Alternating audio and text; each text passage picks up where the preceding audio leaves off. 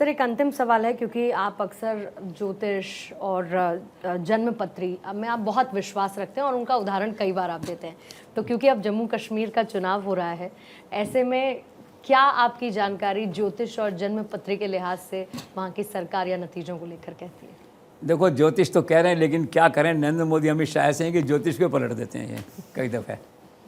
तो ये संभावना दिमाग में रखते हुए ज्योतिष को मतलब आप ये मानिए, एक ज्योतिष का कहना ये है कि भाई ये अब्दुल्ला एंड कांग्रेस का जो अलायंस है, इनको 51 to 56 सीट्स जो है ना मिल सकती हैं। वोट परसेंटेज, वोटिंग शेयर 40 से 42%, और बीजेपी को 23 से 26 मिल सकती हैं, और वोटिंग परसेंट 28 से 30%।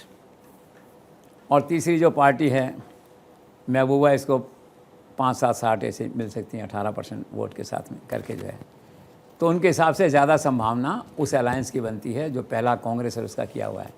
कि क्या उनका मतलब ये है कि 46 पे सरकार बनती है ना, और 46 पे बना देंगे, 51 तो दूर की बात है। दैट इज एक तो आकलन ये है।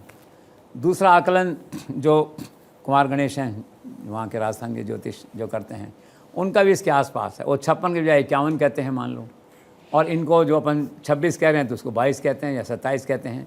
तो कुल मिला के जो दो ज्योतिष अभी तक सामने आए हैं, उनका ट्रेंड ये है कि ज़्यादा संभावना नेशनल कॉन्फ्रेंस और कांग्रेस की सरकार बनने की है।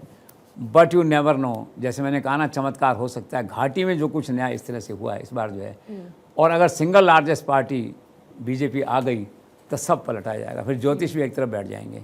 इन द सेंस वो तो सामने सिंगल लार्जेस्ट पार्टी का मतलब ये है। और फिर एक बेसिक इक्वेशन ये भी तो दिख रहा है ना 35-10 का, कि 35 जम्मू और 10 ये 46, 45, 46 तो वैसे ही हैं, और 35 भी ले आते हैं तब 10-11 निर्दलीय जुड़ जाएंगे, वो अगर जीत के आते हैं वहाँ से, तो जो संभावना है ये।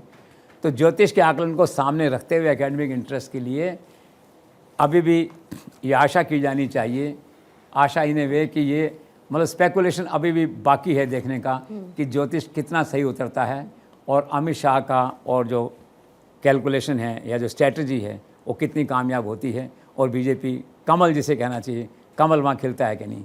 और मैं अगर इसको वापस समाप्त करके 3 सेंटेंस में इस बात को कहूँ, तो मेरे कहने का तात्पर्य ये है कि ज्योतिष अपनी जगह हैं, और नरेंद्र मोदी अमित शाह की स्ट्रैटेजी एफर्ट्स अपनी जगह हैं।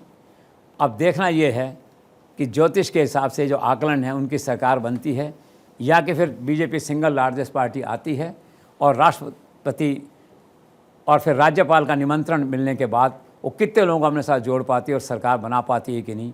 तो now this is to be seen कि किसका आकलन सही निकलता है, ज्योतिष का आकलन सही है या इन लोगों के जो एफर्ट्स हैं उसका परिणाम सही है। This is to be seen. तो let's keep our finger crossed again.